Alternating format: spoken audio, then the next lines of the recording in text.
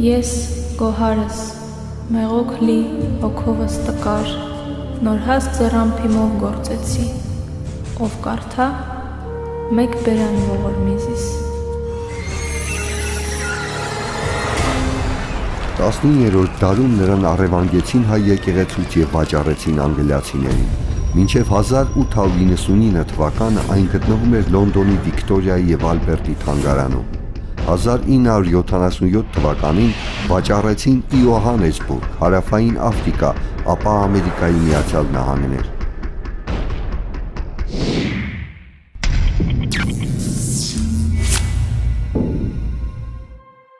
Սա մի գորգի պատմություն է, որը մեզ է հասցրել իր ստեղծողի Գոհարի անունը։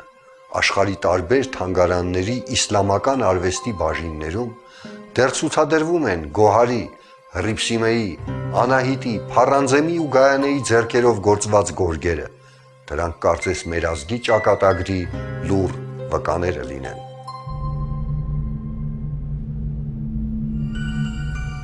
Դժվար է ասել, թե որտեղ է գործվել առաջին գորգը։ Մի բան հաստատ է, որ եթե այս գորգերը չլինեին, մեր կյանքը փոքր-ինչ ավելի գորշ միապաղաղ կլիներ, բայց գորգեր կան, որոնց նախշերի ետևում մի ամբողջ կյանք, իմաստ է թաքնված։ Գորգերին այդ վերագրել են նաև բուժիչ հատկություններ եւ ոչ միայն նրա համար, որ այդ գորգերը գործվել են բնական բրդից, թելերը ներկվել են բնական ներկերով, այլև կարծել են, որ նրանց նախշերի ետևում յուրահատուկ ուժ խորհուրդ կա թաքնված։ Հայկական գորգերի հիմնական եւ կարևոր առանձնահատկությունը դրանց զարդանախշերն են։ Հայկական զարդանախշերից եւ ոչ մեկը հենց այնպես հյուսված չէ, ամեն մի զարդանախշ ունի իր նշանակությունն ու իմաստը։ Պարսկական գորգերը շատ գեղեցիկ են, հրաշալի բուսական զարդանախշերով ու նուրբ գործվածքով, բայց դրանք չենք կարող համեմատել հայկական գորգերի հետ, որովհետև հայկական գորգերը իրենց մեջ կրում են անհամեմատ մեծ քանակությամբ ծիսական, պատկերային, գաղափարական զարդանախշեր։ Մենք ունենք, այսպես ասենք, մի շատ հետաքրքիր առանձնահատկություն, դա զարդի կամ նախշի ոգավորումն է, գծայնացումը, երկրաչափականացումը, այսինքն դրանով իսկ նրա մեջ որևէ գաղափար, որևէ իմաստ ներդնելը, որի արդյունքում նա դառնում է խորհրդանիշ։ Հայկական գորգերի զարդանախշերը, խորհրդանիշերը, ոճը սերտորեն կապված են նախաքրիստոնեական հավատքի հետ, իսկ արմատները գնում են մինչև հնագույն ժամանակներ, երբ մարդը առաջին անգամ փորձում էր պատկերել Աստծո, նախնիների, հավատքի, կամքի, փառքի, զոհաբերության խորհրդանիշեր։ Սյունիքի ավանդազրույցներից մեկում գորգը հայերին սովորեցրել է սատանան։ Մարդու կյանքը ստեղծում էին բրդյաթելեր մանելով։ Դա պահպանվել է հայկական ավանդազրույցներում անդրաշխարհում գտնվող հայտնի ճախարակի միջոցով։ Եթե հանկարծ կանգ առավ, էլ թել չմանի, աշխարհի կործանումն է գալիս։ Անդրաշխարհում գտնվող ճակատագրի կարևոր աստվածները քրիստոնեական ընկալմամբ վեր են ացում սատանաներին։ Հետևաբար այս ավանդազրույցի մեջ Սյունիքի, որ գորգը հայերին սատանան է սովորեցրել, այստեղ շատ արխայիկ հետք է նկատվում։ Հնագույն պատկերացման այսպեսի տրանսֆորմացիա է տեղի ունեցել, իդեպ հայերի մեջ արտահայտություն կա, մարդու կյանքի թելը կտրվեց։ Կյանքի թելը կտրվեց։ Ինքը գորգը կենցաղի հասարակ դրսևորում չէ։ Չեմ կարծում, որ 2000 տարի առաջ բոլորն օգտագործում էին գորգեր։ Գորգը ի սկզբանե եղել է ծիսապաշտամունքային առարկա եւ գորգի վրա ամեն մեկը չի որ իրավունք ուներ քայլել կամ շարժվել կամ նույնիսկ նայել, դա էլ արգելված։ Գորգը ինքը սրբազնացված տարածք էր, այդտեղ կարող էր բազմել միայն սուրբը, քուրմը, առաջնորդը։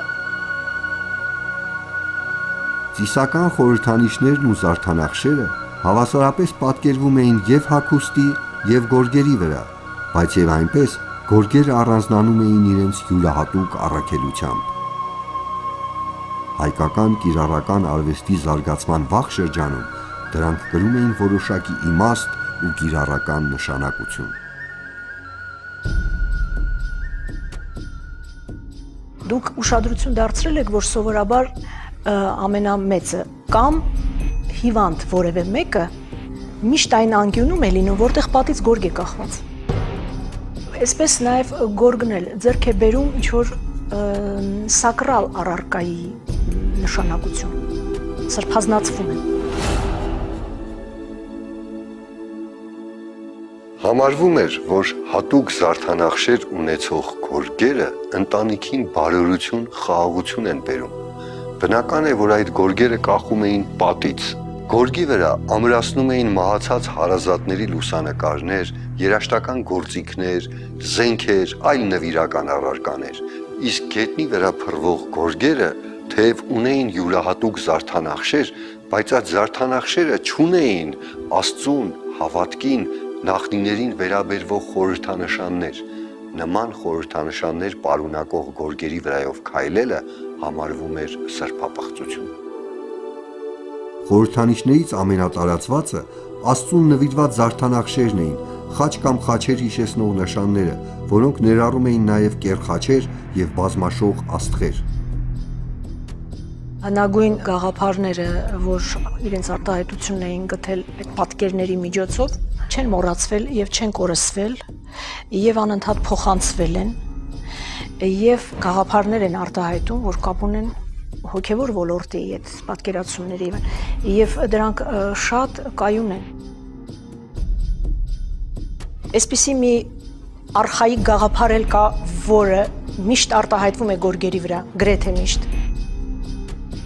Հակադրությունների միասնությունը։ Շատ դեպքերում պատկերները զույգ են լինում ձևով միանման, բայց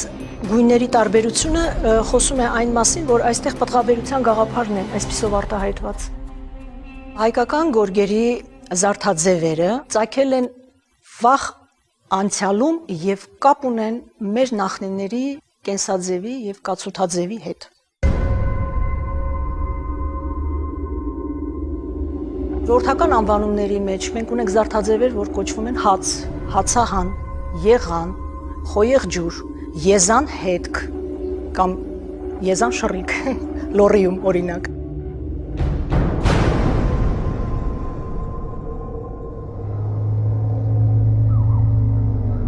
Հայկական լեռնաշխարհի տարածված խորհրդանիշներից էին վիշապները։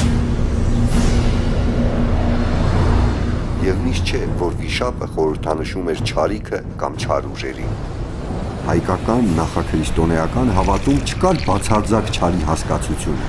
Վիշապը մարմնավորում էր լոկ տարերքը, որը կարող էր լինել թե չար եւ թե բարի։ Մեր գորգերի մի ամբողջ ենթատեսակ կրում է հենց վիշապագորգ անվանումը։ Վիշապագորգերը դրանք հայոց գորգագործական մշակույթի առավել հետաքրքիր գորգերից են, հայտնի են դրանց վաղ նմուշները 14-15-րդ դարերից, դրանց ավանդույթների շարունակությունը տեսնում ենք Արցախ, Սյունիքի գորգագործական կենտրոններում։ Բոլոր տիպերը, որոնք առնչվում են դասական վիշապագորգերի հետ, իսկ դրանք մոտ 10 տիպ է, 10 տիպ ուշ վիշապագորգեր, այդ բոլորից էլ կան Արցախ, Սյունիքի գորգագործական կենտրոններում։ Վիշապի ոճավորումները, վիշապապատկերները այստեղ միանգամայն բարի ուժերի մարմնացումն են եւ պաշտպանում են, օժանդակում են կյանքի հավերժությանը։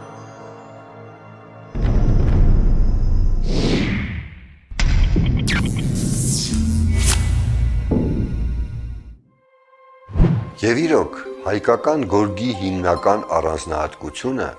պարզ իրողության բացակայությունն է, խորհրդանշանն է հայկական գորգի զորությունը, ինչպես խաչքարերն ու ձեռագրերը, այնպես էլ հայկական գորգերը իրենց մեջ անպայմանորեն որոշակի հաղորդագրություն ու իմաստ են կրում, հաղորդագրություն, որն ուղղված է հետնորդներին, ով կարդա, մեկ բերան ողորմի զիս, շատ նման է մեր ձեռագրերի հիշատակարաններին։ Միջնադարյան Եվրոպայի հայտնի գեղանկարիչներ իտալացի Ջոտոն, Կարավաջոն, ֆլամանդացի Ռուբենսն ու Վան Դեյկը, հոլանդացի Ռեմբրանտը,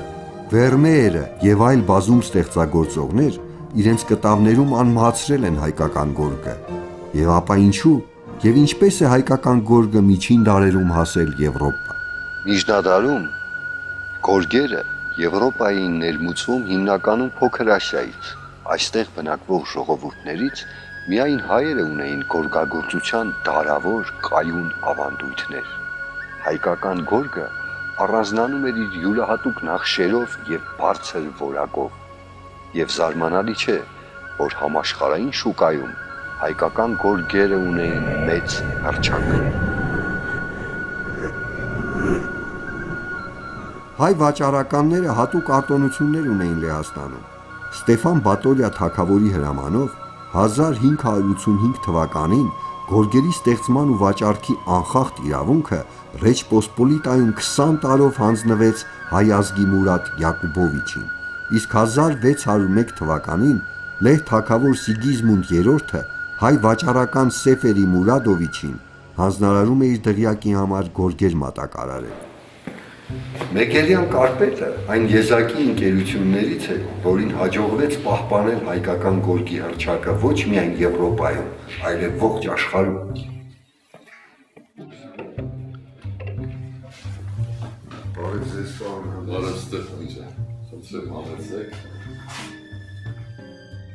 Պարոն Անդրեասյան, շատ հետաքրքիր է, ովքեր են ձեր հայտնի պատվիրատուները։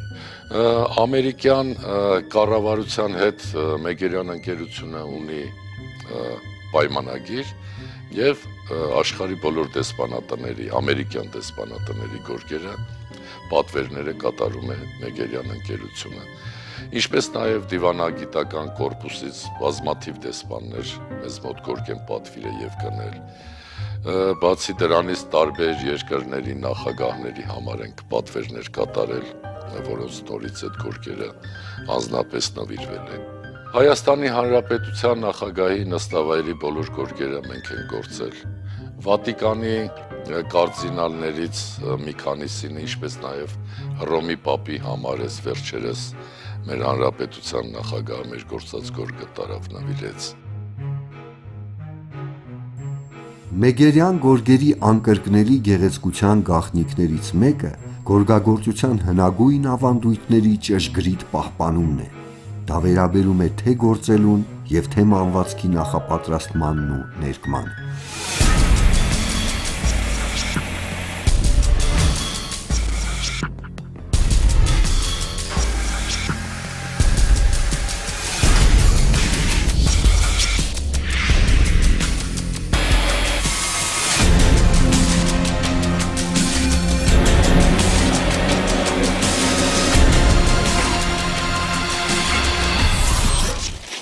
Բուսական ներկման մեջ սահմանափակումներ չկան, որովհետև միշտ նորովի նույն գույներ աշխատում ենք նույն գույների վրա։ Օրինակ վերջերս ես ստացա Ռեհանից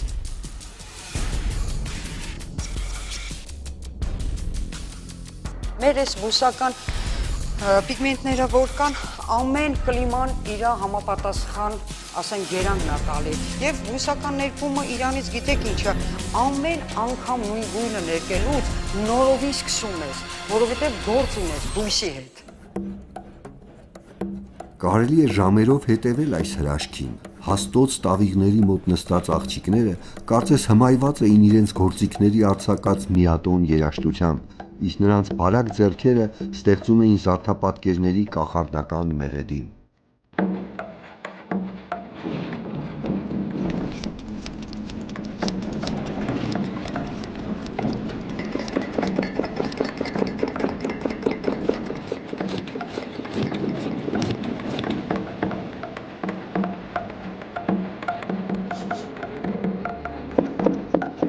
Գործելը շատ հաջողություն է բերում աղջիկների համար։ Աղջիկները, եթե ով որ ասում էին, մեր մեծերն էլ էին ասում, որ գորգ աշխատել գիտեն, շատ սիրով են այդ գորգը գործում։ Հետո գորգը մարդու ոնց որ կյանք է տալիս, ինչ ասեմ։ Հիմա աղջիկը նստած գործում է, զարդանախշերի հետ խոսում ենք, մենք կիսվում ենք։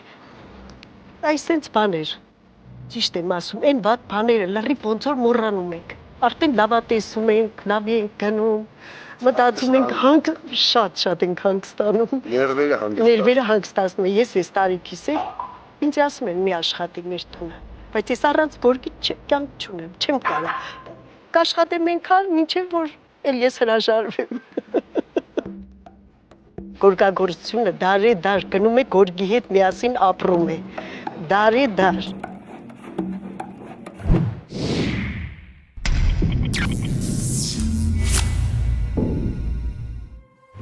Աշխարհն այսօր հիանում է պարսկական, չինական եւ այսպես կոչված փոքրասիական ու կովկասյան գորգերով։ Տպավորիչ են եւ նախշերը, եւ գործվածքի նրբությունը։ Այսօր շատ են առաջ մղվում թուրքական, սելջուկյան, ադրբեջանական գորգեր հասկացությունները։ Այնպիսի տպավորություն է, որ թուրքերը Ասիայից Եվրոպա են ներխուժել ոչ թե թրով ու հրով, այլ արվեստով, զարդանախշերով ու գորգի հաստոցներով։ Անհնար է միանգամից ու անսպասելի նախապատմություն չունենալով ստեղծել հազարամյակների պատմություն ունեցող արվեստ։ Հունգարացի հետազոտող Կարոյ Գոմբոշը նշում է. արաբ ճանապարհորդները 10-րդ դարում մեզ են թողել տվյալ դարաշրջանը բնորոշող արտադրանքների ու ապրանքների ցանկը։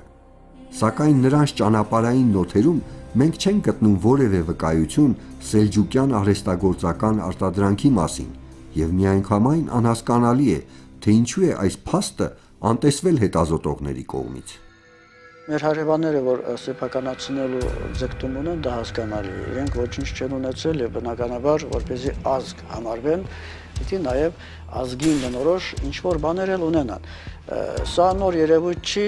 1870-ական թվականներից այն թուրքերն են դա անում, 1860-70-ականներից էլ այս թուրքերն են անում։ Իսկ այն հանգամանքը, թե այն մասը, թե ինչպես կարող ենք տարբերակել հայկական գորգը այլ գորգերից, առաջինը կարծում եմ, որ հենց հանգույցի ձևի մեջ է։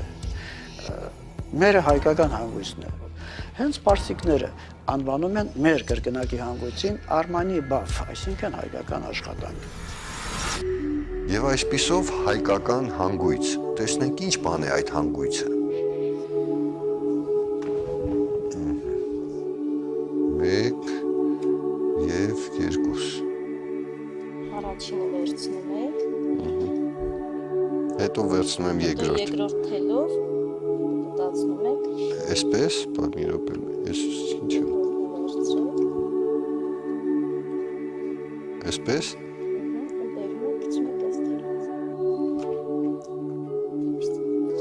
Այսպես։ Ես անտաղանդ եմ գորգագործության հարցում։ Չեք կարող։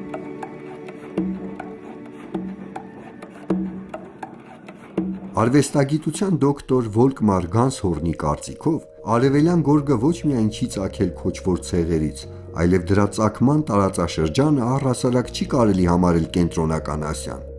Արևելյան գորգի ծագումը վերագրվում է հայկական լեռնաշխարհին, որը փռված է արևմուտքի, հյուսիսի եւ հարավի հնագույն առևտրային ճանապարհների վրա։ Հայկական որոշ գորգեր արդեն կարծես թե հենց հայկական անվանումներով էլ փորձում ենք ներկայացնել որպես այդպեսին, ընդ որում սա առաջի հերթին արվում էր արտ երկրի մեր մասնագետների կողմից, Սան Ֆրանցիսկոյի հայկական գորգ ասոցիացիայի գերության ուրեմն մասնագետների ջանքերով մեր մոտ արդեն այդ բանը անում ենք, մեր արած աշխատանքներում հենց մեր տերմիններն ենք օգտագործում եւ սա կարեւոր է այն առումով, որ ի վերջո պետք է մի բեկում այդտեղ մտնի։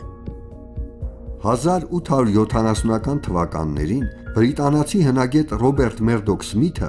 Լոնդոնի Վիկտորիայի եւ Ալբերտի թանգարանի հանձնարարությամբ Իրանում արվեստի գործեր էր հավաքում։ Նա գրում է, որ մի անգամ նոր Ջուղայի Սուրբ Ամենափրկիչ եկեղեցում ժամանակակից գորգերի տակ նա տեսել էր շատ ավելի հին 17-րդ դարի գորգեր։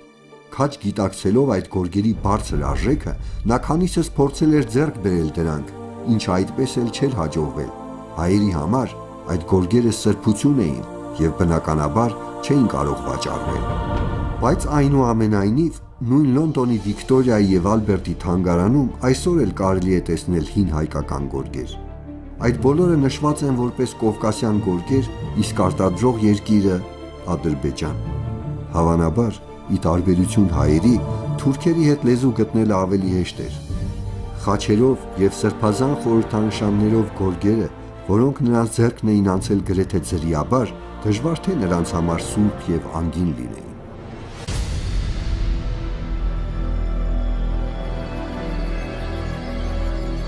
Ես գոհարս, մեղոք լի, հոգովս տկար, նոր հաստ ձեռամփիմով գործեցի։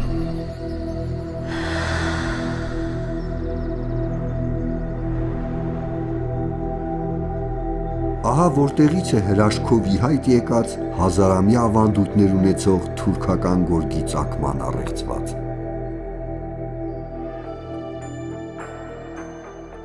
Պարսկական գորգ հասկացությունը հայտնի է ամենուրեք, բայց Պարսկաստանից Եվրոպա ներկրվող բոլոր գորգերը չեն, որ պարսկական ծագում ունեն։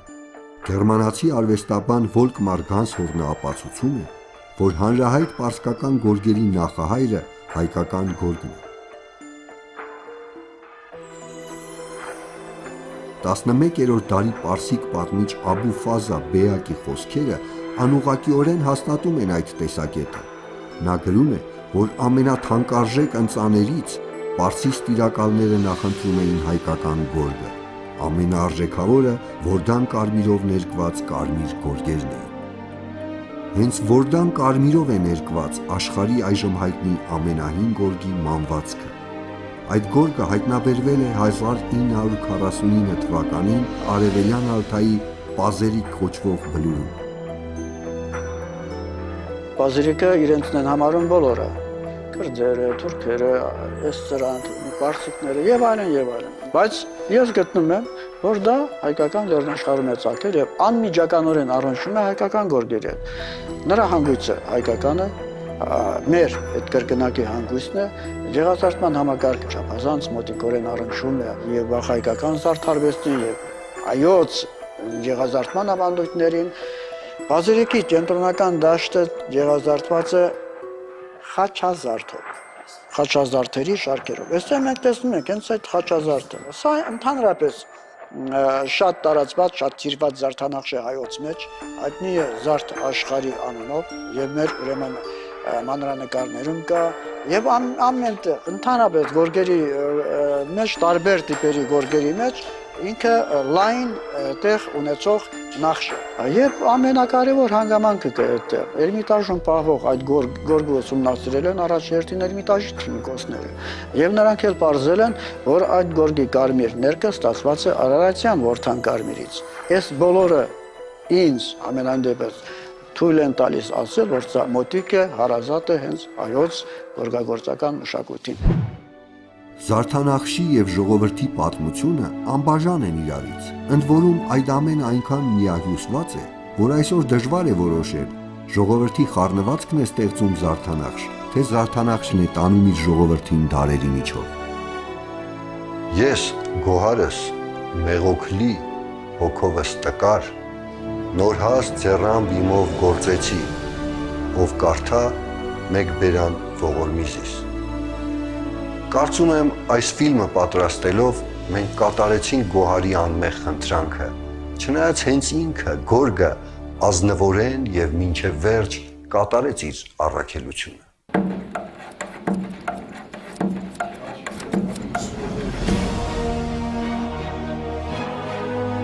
Դարեր առաջ Հայաստանի գյուղերից մեկից վտանգավոր ճանապարհորդության դուրս եկած այս գորգը ոչ միայն մեզ հասցրեց իր ստեղծողի անունը, այլև հաղթահարեց ամենահրեշավոր անարդարությունը կոչվել իր ստեղծողին ոչնչացնողի անունով։ Այսօր այս վիշապագորգերը կոչվում են ոչ թե Սելջուկ, այլ գոհար։ Ինչ էլ որ լինի, թեկուզ անցնեն դարեր, մեր գորգերը չեն դադարի խոսել հայերեն։